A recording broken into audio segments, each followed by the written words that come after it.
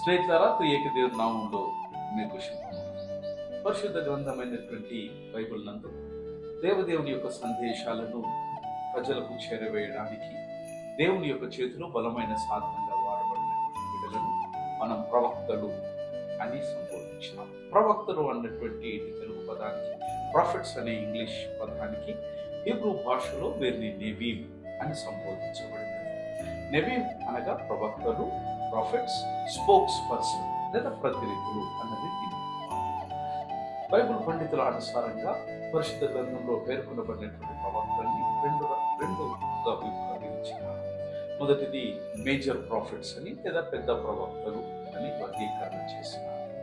రెండవది చిన్న ప్రవక్తలు లేదా మైనర్ ప్రాఫిట్స్ అని వర్గీకరణ చేసినారు. ఇటు మేజర్ ప్రాఫిట్స్ లో ఉన్నటువంటి వారు నలుగురు పెద్ద ప్రవక్తలు చెప్తారు.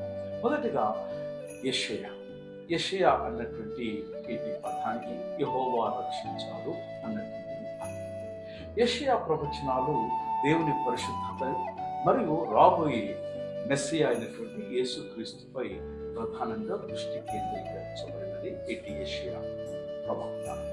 యెషయా అన్నటువంటిది యాహ్వే ఈజ్ సాల్వేషన్ అని, ఆ విధంగానే ఐజయా అని కూడా పిలువబడింది. 8వ శతాబ్దానికి సంబంధించిన ప్రవక్త యెషయా ప్రవక్త. He is the first and the greatest of the 4 major prophets.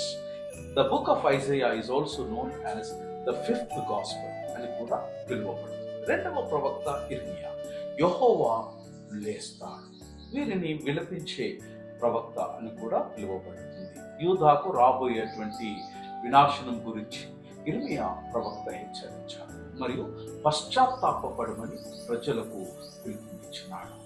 ఇర్మియేహు అనగా జెర్మియా అనేటువంటి పేరుకు అక్షరార్థంగా దీని అర్థం నా ఉద్ధరణ దేవుడే లేదా దేవుడే నన్ను ఉద్ధరించేవాడు అన్నది అర్థం.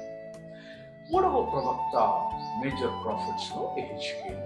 యెహోవా లేదా దేవుడు బలపరుస్తాడు. హజక్ అన్నటువంటి పదానికి అర్థము to become firm, strong or courageous. El అన్నటువంటి పదానికి సాధారణంగా దేవుడు, ఎలోహిం దైవము. యెహెజ్కేల్ అన్నటువంటి దానికి ఈ 2 పదాల యొక్క సమ్మేళనంలో దేవుడే నాకు ధైర్యం ఇచ్చేవాడు, దేవుడే నన్ను బలపరిచేవాడు, దేవుడే నన్ను స్థిరపరిచేవాడు అన్నటువంటి అర్థము యెహెజ్కేలు నామం నుంచి మనము నేర్చుకుంటాం. 4వ ప్రవక్త దానియేలు.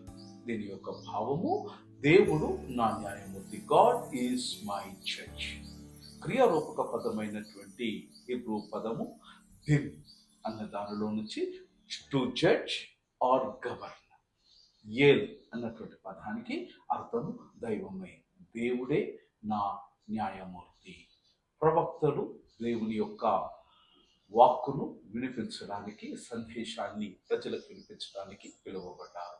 యేసుక్రీస్తు తన యొక్క సువార్తను అందించడానికి ప్రవక్త పరిచర్యకై నిన్ను పిలిచినాడు.